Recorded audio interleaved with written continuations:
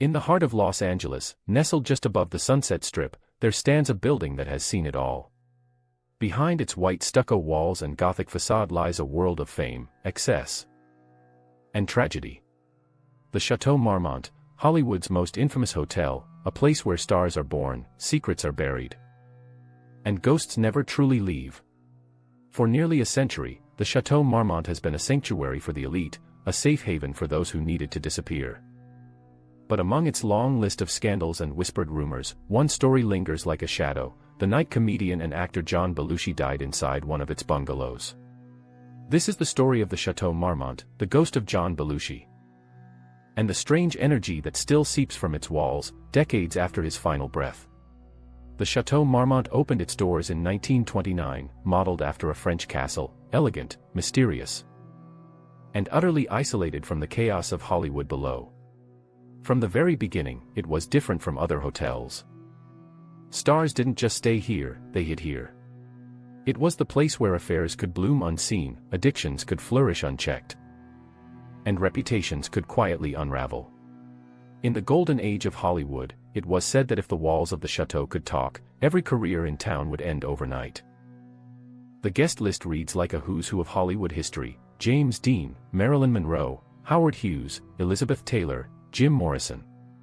Every one of them walked through those halls at some point, drawn to its strange magnetism. But with that glamour came something else, something darker. Staff members spoke of heavy energy, of footsteps in empty corridors, and cold spots that lingered near certain rooms. The chateau wasn't just a hotel. It was a container, for both dreams and despair. And in 1982, it would claim one of its most famous souls. John Belushi wasn't supposed to die young. He was supposed to be unstoppable, a force of nature whose chaotic genius made him one of the biggest stars of his generation. Born in 1949, Belushi's rise to fame came fast. On Saturday Night Live, he became a household name, the wild energy behind characters like the Samurai, the Killer Bee, and of course, Jake Blues from the Blues Brothers. He was the embodiment of raw, unfiltered comedy, unpredictable, magnetic, and undeniably funny. But behind the laughter, there was a storm brewing. Fame had come too fast. And with it came the weight of expectation. The parties got bigger, the nights got longer. And the drugs, they became a part of the routine. By the early 1980s, Belushi was spiraling. Cocaine, heroin, and speedballs, the deadly mix that was becoming Hollywood's favorite poison. Friends begged him to slow down. Some even cut him off. But others, drawn into his orbit, kept the party alive.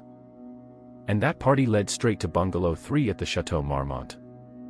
It was March 5, 1982. Belushi checked into the chateau under a fake name, his way of keeping the paparazzi and studio executives away. He wanted privacy. But what he really needed was help. Over the next few days, he drifted between friends and hangers-on.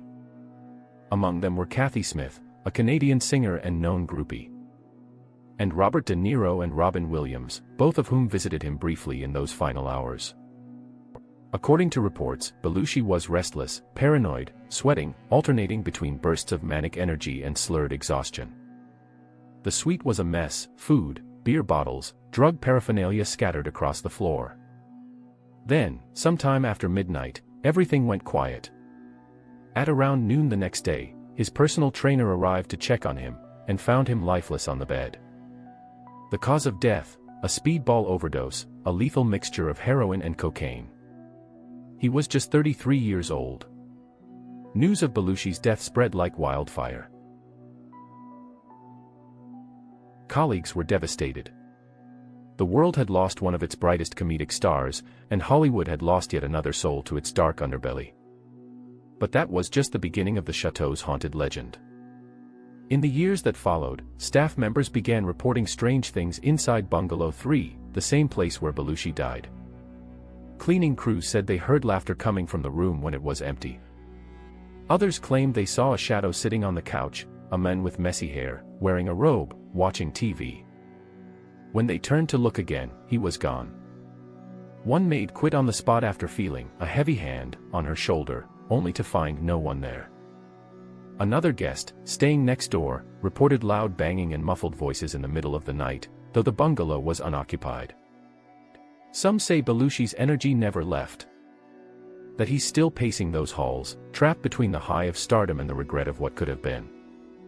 Even Dan Aykroyd, Belushi's closest friend and Blues Brothers co-star, once said that he believes John's spirit lingers.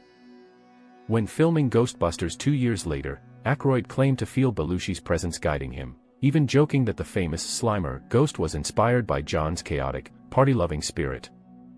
It's a comforting thought, but also a chilling one.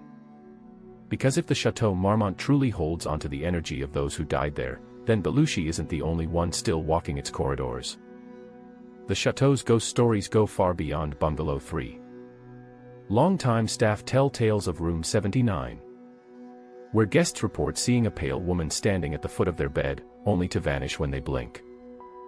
Others speak of lights flickering, of cold drafts where none should exist, and of laughter echoing through the hallways long after midnight.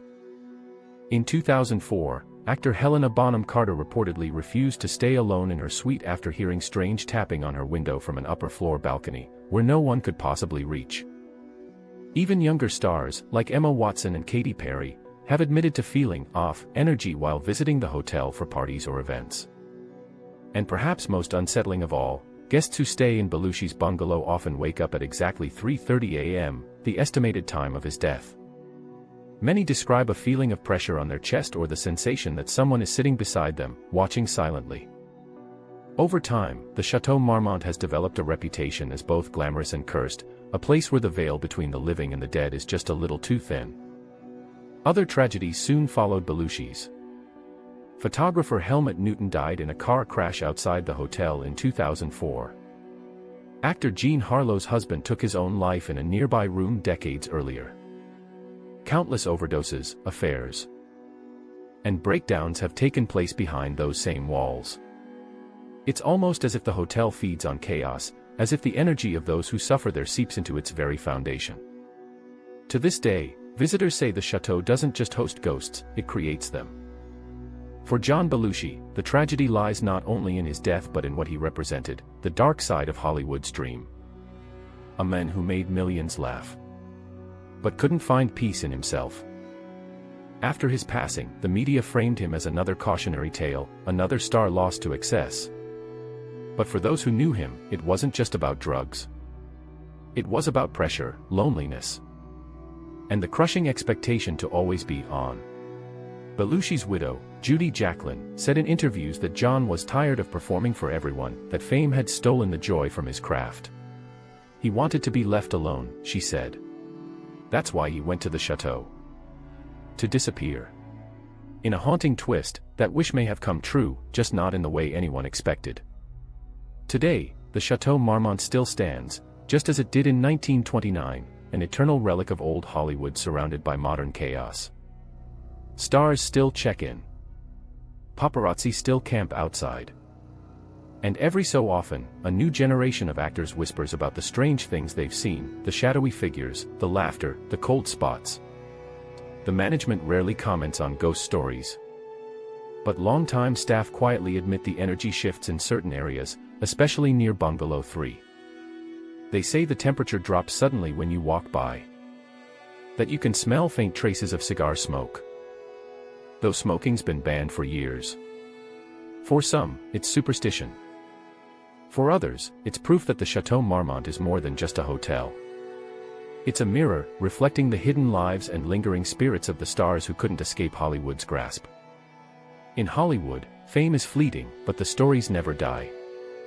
And in the case of the Chateau Marmont, neither do some of its guests. Tourists still pause outside its gates, snapping photos, whispering about the deaths, the scandals, and the secrets. Paranormal investigators have begged for access, most are denied. But a few who've managed to sneak in describe seeing shadowy figures in the windows at night. Others have caught whispers on recording devices, faint, almost playful, as if mocking from the other side. Whether or not John Belushi's ghost still haunts the chateau is something no one can prove. But perhaps that's the point. The chateau isn't haunted by spirits, it's haunted by memories. Memories of laughter echoing through the night. Of cameras flashing. Of dreams that turned into nightmares. And somewhere inside, maybe, just maybe, a restless soul still paces through Bungalow 3, waiting for the next knock at the door. The story of John Belushi and the Chateau Marmont isn't just about one man or one place. It's about the illusion of Hollywood, where fame promises immortality but often delivers isolation. The chateau has become a symbol, a tomb for broken dreams disguised as luxury. A reminder that beneath every red carpet and every laughing crowd, there's a shadow waiting quietly behind the curtain. John Belushi's laughter may have stopped that night in 1982. But his presence, like the legends of the chateau, refuses to fade. Maybe he's still there, smiling in the corner of a dimly lit room, cracking one last joke before disappearing into the dark. Because in Hollywood, ghosts never really die.